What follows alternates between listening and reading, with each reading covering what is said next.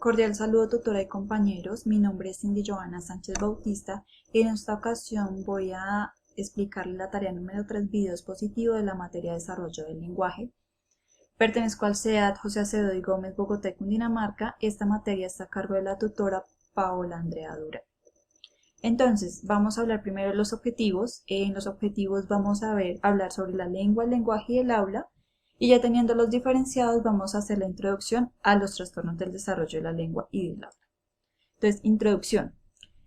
La lengua en sí es lo que conocemos como idioma. Esto tiene una serie de símbolos y fonemas, los cuales utilizamos para lograr una comunicación entre los seres humanos. Entre estos podemos encontrar los ejemplos de que el castellano podría ser la lengua, el inglés, el francés, el alemán, el portugués, entre otros.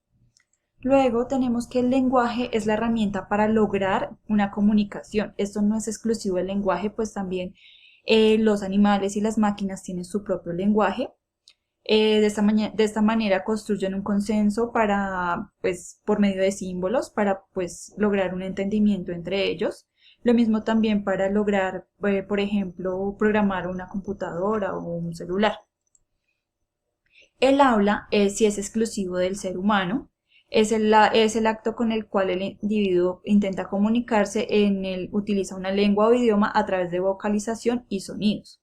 También es la forma o, bueno, lo que vemos cuando movemos la musculatura, la quijada, la garganta, cuando hacemos los sonidos, que de pronto utilizamos algún objeto para hacerlo. También eso incluye. Luego tenemos la diferencia entre el habla y el lenguaje. En esta encontramos en la parte psicológica que está dividida entre 12 o 14 tipos, los cuales los voy a nombrar y incluir unos que no están.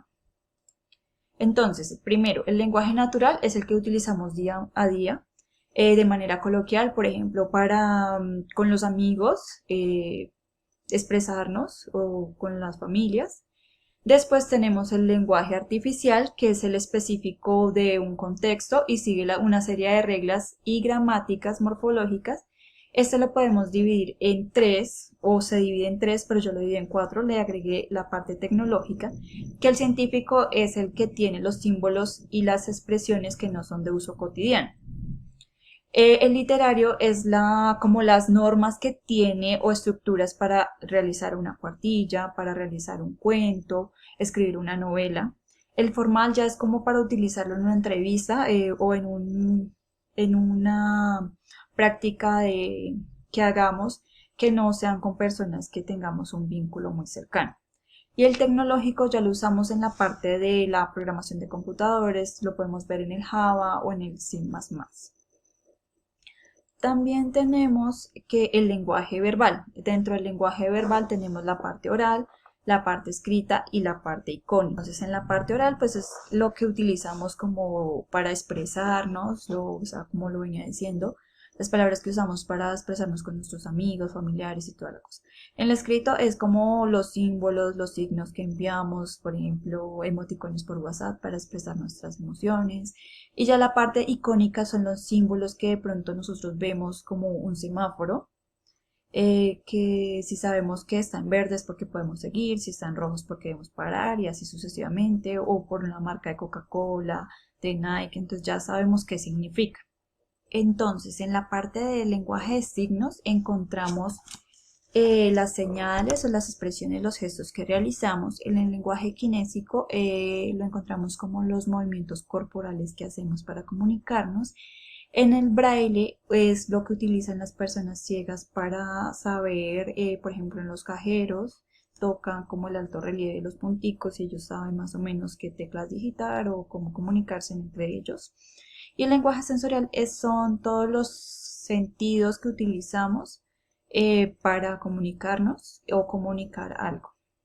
Lenguaje social. El lenguaje social es la manera en que nosotros nos interactuamos por mensajes de texto con nuestras personas o con las personas que nos rodean o cuando pues, necesitamos comunicarle a alguien algo.